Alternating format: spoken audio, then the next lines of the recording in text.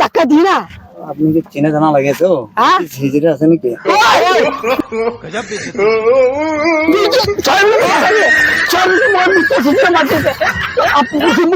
বাচ্চাকে আপনি চেনা জানা লাগে বিশ লাগাই হিজড়ে নিছেন চেনা জানা